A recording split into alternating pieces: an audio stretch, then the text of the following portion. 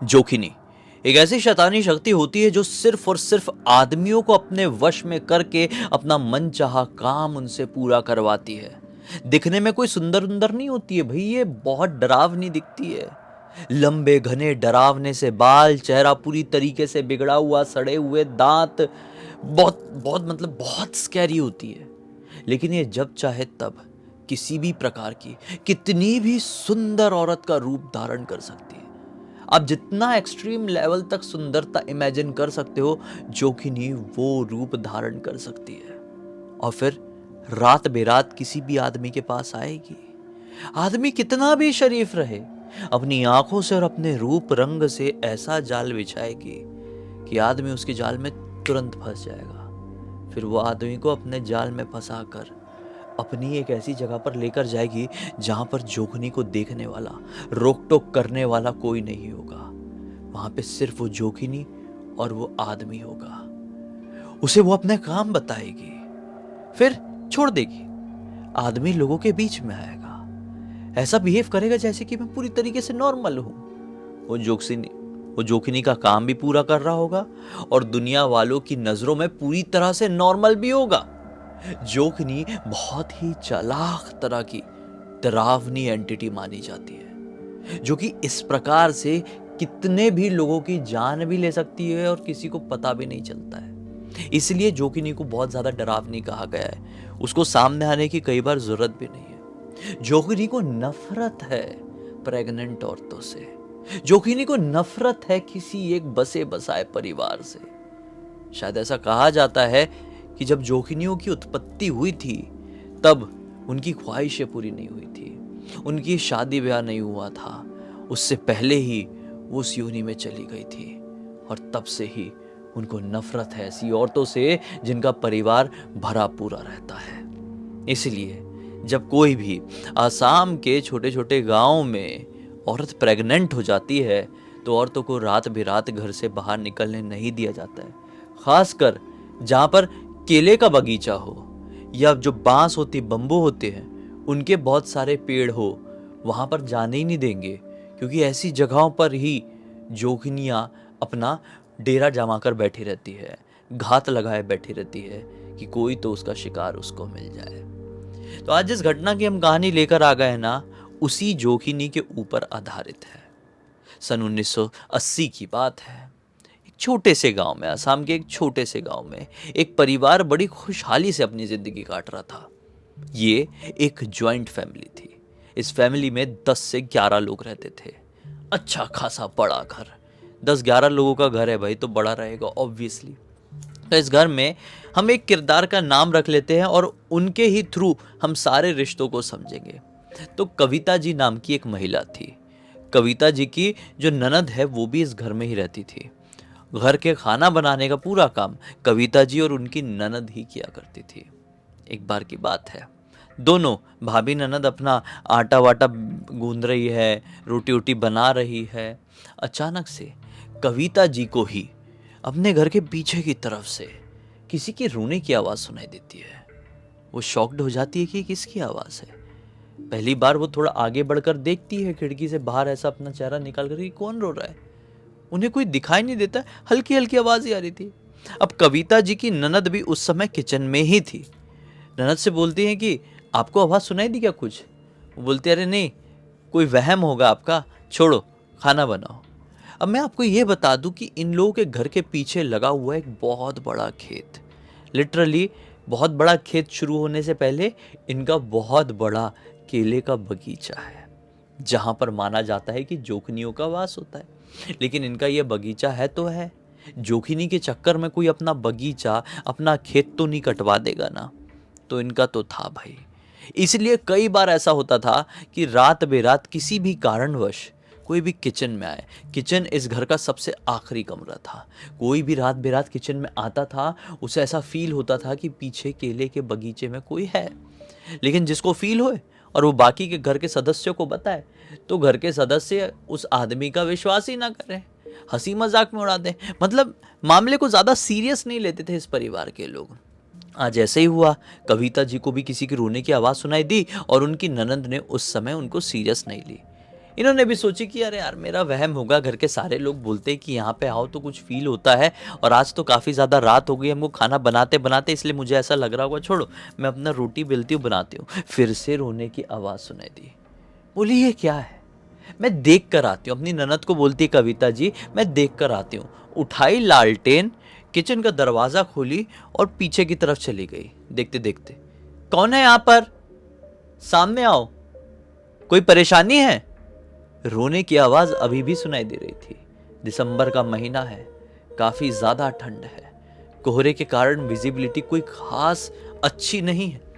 बहुत ज्यादा कोहरा भी नहीं था, लेकिन था, नज़ारे को और भी ज्यादा डरावना बना रहा था। अब इनका जो केले का ये जो बगीचा, ढेर सारे पेड़ लगे हुए हैं, ये काफ़ी सारा घना है, मतलब बहुत सारे पेड़ है, मतलब ऐसे नॉर्मल नहीं कि एक यहाँ लगा है दूसरा, बहुत सारे लिटरली। तो वहीं पर वो देख रही, पता नहीं उस समय इनको मन में क्या आया, ये देखने के लिए निकल गई। घर के किसी और सदस्य को पता चला रहता तो इनको जाने नहीं देते। इनकी ननद भी इनको रोकती रह गई थी, अरे मत जाओ करके वो चली गई। ठीक है, अब होता ये है, लगभग ये अपने घर से समझ लो 500 मीटर आगे बढ़ी होगी। इनको ऐसा फील होता है कि मेरे पीछे पीछे पीछे कोई चल रहा है। ये रुकी और जैसे ही पीछे पलटकर देखती है, पाती है कि एक औरत सचमुच में ऐसा अपना सर झुका के एक पेड़ के पास बैठ के, वही केले का पेड़ है, बहुत जोर जोर से रो रही है। इनको लगा अरे ये रो रही थी क्या इतनी देर से, मैं जाती हूँ पूछती हूँ। ये गई, उससे पूछने की कोशिश करने लगी, क्या हो गया बहन, क्यों रो रही हो, क्या परेशानी है। तो औरत ऐसे ही अपना चेहरा ऐसे रखे हुए मैं क्या बताऊं, मैं तो बर्बाद हो गई, शादी होने से ही पहले सब कुछ खत्म हो गया, ऐसा ऐसा करके वो बोलने लगी। तो कविता जी बोलती है कि अरे रे इतना क्यों परेशान हो रही हो, घर छोड़ के भाग के आ गई हो क्या, कौन हो, किस गांव की हो, पूरी बात बताओ, हमारा घर पीछे ही, हमारे घर पे चल लो, ये हमारा ही खेत है, शायद तुम गलती से आ गई हो, चलो उठो उठो। ऐसा करके उठो उठो बोल के कविता जी उसके हाथ को पकड़ी, क्योंकि वो अपना चेहरा नहीं उठा रही थी, खाली ऐसे ऐसे करके रो रही थी और ऐसी बात कर रही थी। कविता जी उसको उठाने के लिए ऐसे उसका हाथ पकड़े, और जैसी उसका चेहरा ऐसा उठा ना, मतलब ऐसा हाथ उसने, कविता जी ने ऐसा करी, तो वो जैसी कविता जी के चेहरे को देखी, तो कविता जी उसके चेहरे को देखकर मतलब वहीं पे स्तब्ध रह गई पूरी तरीके से। उनका शरीर ठंडा पड़ गया कविता जी का, क्योंकि वो कहीं से भी रो नहीं रही थी। उसकी जो स्माइल थी वो पूरी तरीके से फटी हुई थी, आंखें इतनी बड़ी बड़ी, मान लो ये आईब्रो वगैरह तो थी नहीं कुछ, ये पलके भी नहीं थी, आईलिड्स कुछ नहीं थी, ये पूरी ऐसी आंखें बटन जैसी बाहर है। वो लिटरली बहुत डरावनी दिखाई दे रही थी। यहाँ से उसका जला हुआ है, यहाँ पे चोट के निशान है। क्या बोलती है कविता जी को देख के, सचमुच में तू मुझे अपने घर पर लेकर जाएगी? है करके बहुत जोर से चिल्लाए, ऐसा बोल के बहुत जोर से चिल्लाए। और कविता जी का तो दिमाग उस समय के लिए वाइब्रेट कर दिया कि मैंने ये क्या देखी। हाथ बात छुड़ाई और कविता जी बहुत भयंकर तरीके से बचाओ बचाओ बचाओ बचाओ बचाओ करते हुए भागी। लेकिन ये इस समय अपने घर से लगभग आधा किलोमीटर दूर आ गई थी। मैंने आपको बताया कविता जी के चीखने की आवाज़ शायद घर वालों तक नहीं पहुंची थी। वो जब घर के पास आ गई और पीछे पलट कर देखी, वो चुड़ैल या फिर वो समझ चुकी थी वो जोखिनी है, जोखिनी मेरा पीछा नहीं कर रही है, तो मैं घर पे चिल्ला चिल्ला के सबको क्यों बताऊं। अभी मैं घर वालों को बता भी दूंगी तो घर वाले फालतू चिंता में आ जाएंगे कि अरे जोखिनी को देख लिया, मुझे कुछ हो जाएगा। तो मैं अपने घर वालों को कुछ नहीं बोलती हूँ, मैं नॉर्मल बिहेव करती हूँ। वहाँ पे घर के सामने वो कुछ सेकंड के लिए खड़ी हुई कि सब कुछ ठीक है, मैंने कुछ नहीं देखी, मुझे किसी ने नहीं पकड़ा, सब नॉर्मल है सब नॉर्मल है, ऐसा करके भगवान का 2 बार नाम ली और लालटेन वहाँ पे टंगाई, घर के पीछे की तरफ ही टंगा रहता था, और घर के अंदर चली गई पैर वैर धो के। हाँ, तो इनकी ननद इनसे बोलती है अरे कहाँ चली गई थी आप, ठीक तो हो ना, क्यों मैं मना करती रह गई आपको। ये बोलती नहीं नहीं मैं ठीक हूँ, और ये पसीना पसीना दिख रही है। तो इनकी ननद समझ गई कि कुछ तो प्रॉब्लम है। बोलती है बता दो अभी क्या प्रॉब्लम है, सही सही बताओ। तो ये बताने के लिए कुछ तैयारी नहीं। इसके जस्ट 10 मिनट बाद समझ लो ये किचन में काम कर रहे थे ना, तो एग्जैक्टली इनके इधर पे किचन का दरवाज़ा है, उसी दरवाजे से निकलकर वो पीछे खेत की तरफ जाते हैं। 10 मिनट बाद ढक ढक ढक ढक ढक ढक ढक ढक ढक ढक ढक ढक ढक ढक बहुत जोर जोर से कोई दरवाजा पीटना शुरू कर दिया। अब भाई ये डर गई, बहुत जोर से डर गई कविता जी, क्योंकि देख कर आई थी और पीछे तरफ से कौन आएगा कोई नहीं हो सकता था। इनको समझ में आ गया कि क्या है, तो ये वहीं पर ऐसी रह गई कि ये क्या है। वो घर तक आ गई क्या? और यहाँ पर कविता जी की ननद आगे बढ़ी और जैसे ही दरवाज़ा खोलती है, दरवाज़ा खोलते से ही उनको एक ऐसा ऐसा झटका सा लगा, एक अजीब सा झटका सा लगा। वो वहीं पर खड़ी रह गई, कुछ सेकंड खड़ी रही, लगभग 4 या 5 सेकंड, और फिर मुंह के बल धाड़ से ऐसा गिरी है। और दाढ़ से जैसे गिरी, पूरी उनका शरीर ऐसा अटक गया है कि इनका, कविता जी की ननद का, जिनको मालूम ही नहीं है कि अभी अभी कविता जी के साथ क्या हुआ है, उनका शरीर पूरा ऐसा पड़ गया। अब जैसी वो गिरी और इतना कुछ हुआ, कविता जी ने चिल्ला दी, तो घर के सारे लोग भागते भागते आ गए, अरे क्या हो गया, क्या हो गया, ठीक तो होना, ठीक तो होना करके। अब कविता जी के भाई, मतलब भाई तो नहीं, पिताजी लोग आ गए, बहुत सारे लोग आ गए थे, मतलब जितने भी घर पे रहते थे, अभी मैं क्या बोलूँ, सब आ गए। बोले अरे अरे क्या हो गया, क्या हो गया, इनको उठाओ उठाओ उठाओ। सब उठाने के चक्कर में तो उनका शरीर इतना भारी हो गया, वो उठ ही नहीं रहा, आंखें वाँखें पूरे पलटा लिए। घर में कितने लोग, मैंने आपको बोला 11-12 लोग रहते थे, सब की सब उठा रहे इनको, कविता जी की ननद को, लेकिन हिला नहीं पा रहे हैं। ऐसा नहीं था कि वो बहुत मोटी ताजी, नहीं, दुबली पतली थी, नॉर्मल हेल्थ की थी, जैसे कि नॉर्मल महिलाएं होती है घर की। वो उठ ही नहीं रही, उठ ही नहीं रही, हिल नहीं पा रही है। इतने में जो इस घर के सबसे वृद्ध व्यक्ति थे, वो आते हैं और बोलते हैं कि मुझे ये मामला थोड़ा जोखिनी का लग रहा है। तो जैसे ही जोखिनी बोले तो सब डर गए, रोने गाने लगे, अरे अरे जोगिनी इसके शरीर में आ गई तो क्या होगा, ये वो करके।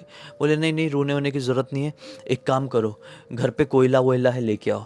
तो कोयला लेकर आए हैं भाई, फिर सरसों होती है ना, सरसों राई, वो लेकर आए हैं, लाल मिर्च लेकर आए हैं, अलग अलग प्रकार की कपूर लेकर आए हैं, लौंग लेकर आए हैं, ऐसी बहुत सारी चीज़। तुरंत कोयला को जलाया गया और जल्दी जल्दी जल्दी जल्दी करके उसका बहुत ज़्यादा धुआं बढ़ाया गया।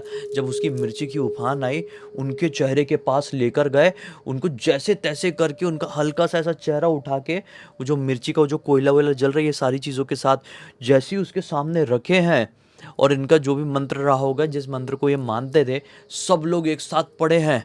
वो ऐसा करके सांस ली और लिटरली एक एक ऐसी काली सी शैडो, मतलब कैसे मैं बताऊं, काला सा धुआं इनके ऐसे मुंह से निकला है बाहर, जैसे कोई वोमिटिंग करता है ना, वैसे इनके मुंह से ऐसे करके काला धुआं निकला है। और वो उड़ते उड़ते उड़ते उड़ते अजीब सी, एक अजीब सी, मतलब सभी के शरीर में सिरहन सी दौड़ गई थी। मतलब सब लोग ऐसे कांपने लगे थे कि ये क्या है।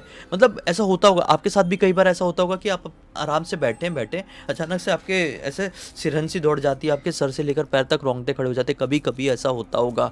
तो समझ लो आपके आसपास कोई ना कोई एंटिटी का ज़रूर वो हुआ है, एंट्री हुई है, पॉजिटिव या नेगेटिव कुछ भी हो सकता है, लेकिन आपका जो ऑरा होता है ना, वो कोई दूसरी एंटिटी को भांप लेता है और आपको ऐसे हिंट्स दे के सतर्क करता है।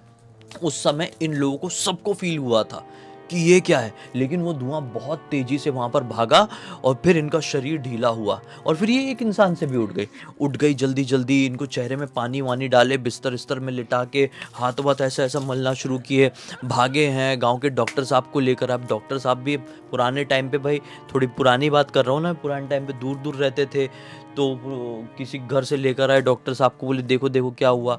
डॉक्टर साहब ने अपने हिसाब से, उस समय डॉक्टर वगैरह भी अपने घर पे रखते थे, अब दूर दराज के इलाकों में, गांव में तो बॉटल वगैरह रखते थे, इनको बॉटल लगा दिए, इंजेक्शन वगैरह दिए हैं और फिर दवाई ववाई दिए। और डॉक्टर साहब को इन्होंने कुछ नहीं बताया, बोले हो सकता है इनको किसी बात का झटका लगा है, ये हमको अटैक जैसा मामला लग रहा है। उस समय डॉक्टर साहब ने, अब जितना उनके पास कोई मशीन वशीन तो नहीं है, लेकिन जो सिम्टम्स हुए थे वो देखकर डॉक्टर साहब ने बोले कि इनको अटैक जैसा कुछ हुआ था, लेकिन अभी ये खतरे से बाहर लग रही है, इनकी नब्ज बस पूरी तरीके से नॉर्मल है, ये ठीक हो जाएगी, आप लोग चिंता मत कीजिए। डॉक्टर साहब के जाने के बाद भाई कविता जी ने पूरी की पूरी बात अपने घर के लोगों को बताई। फिर कविता जी को पड़ी बहुत ज़्यादा डांट की, आपको समझना चाहिए था, ऐसा नहीं करना चाहिए था, लेकिन अभी एक लिमिट में ही बोल सकते हैं, लिमिट में ही बोलेंगे। कविता जी को बोले, लिमिट में ही समझाए कि आपको नहीं करना चाहिए था, ऐसा कुछ समझ में आया था तो जाना नहीं चाहिए था। फिर खैर जो भी हुआ, फिर मतलब ये जो थे ना, अपने कविता जी की जो ननद थी, वो पूरी ऐसी सोई रही। अगला दिन निकला, फिर उनको मंदिर वगैरह लेकर गए, थोड़ी चलने फिरने की नौबत में उनसे पूछा कि हुआ क्या, तो उनको नहीं मालूम। वो बोल रही कि मुझे एक झटका सा लगा था, बस उसके बाद कुछ नहीं पता उनको। फिर वही वाली मेमोरी है कि उनकी तबीयत खराब थी, बहुत ज़्यादा चल फिर नहीं पा रही थी, उनको मंदिर लेकर गए, मंदिर में थोड़ा पूजा पाठ करवाए हैं, घर पर लेकर आए हैं भाई, फिर चीज़ें नॉर्मल हुई। उस दिन के बाद से इनको समझ में आ गया कि हमारे घर के पीछे जो हमारा ही खुद का बगीचा है, वहाँ पर किसी जोकिनी का वास है। कहीं पर भी हो सकता है, किसी भी कारण से हो सकता है, कोई भी कारण ना हो तो भी उसका वास हो सकता है। जैसा कि मैंने स्टार्टिंग में ही बोला कि उसको प्रॉब्लम होती है, कोई नवविवाहित जोड़ा दिख जाए, कोई प्रेग्नेंट औरत दिख जाए, कोई खुशहाल परिवार दिख जाए, जोकिनी उस जगह के आसपास घात लगाकर बैठ जाती है। तो इनके साथ भी ऐसी हुआ, और इन लोगों ने अब समझ गए कि हम ऐसी एंटिटी से पंगा लेकर कुछ नहीं बिगाड़ सकते उसका। हम ही लोग अब रात का समय होगा तो किचन का उपयोग थोड़ा कम करेंगे, सूर्य ढलने से पहले, मतलब सूर्यास्त होने से पहले खाना वाना खा लेंगे। तो पहले के लोग तो खा भी लेते थे, इन लोगों का थोड़ा लेट हो जाया करता था।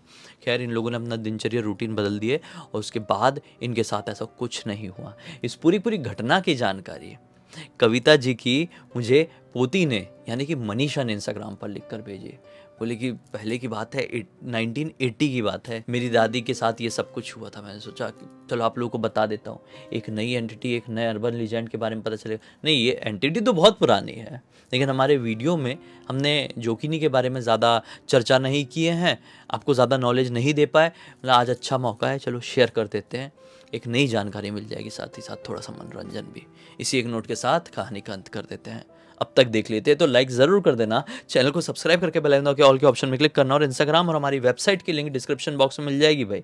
इंस्टाग्राम में ऐसी कोई कहानी घटना घटी होगी तो लिख के भेज सकते हैं, और हमारी वेबसाइट में आके हमारे प्रोडक्ट और सर्विसेज चेकआउट कर सकते हैं। हमारे प्रोडक्ट और सर्विसेज मतलब कैसे बताऊँ मैं, ज्योतिष शास्त्र से जुड़े हुए हैं। कोई परेशानी का सामना कर रहे हैं तो आपको समाधान ज़रूर मिलेगा। बाकी कल फिर से मिलते हैं, तब तक के लिए बहुत बहुत धन्यवाद। आपका दिन शुभ हो।